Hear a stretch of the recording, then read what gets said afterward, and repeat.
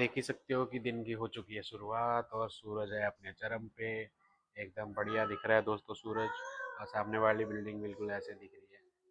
तो दोस्तों चलिए शुरू करते हैं क्योंकि लिफ्ट आने वाली है और हम चलते हैं अभी नीचे।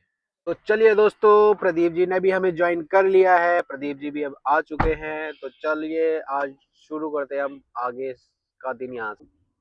ब्लॉगर भी दो टाइप के, एक ब्लॉगर है एक व्लॉगर है। अब पता नहीं कौन से वाले ब्लॉगर है, हम भी मुझे भी सर्च करना पड़ेगा।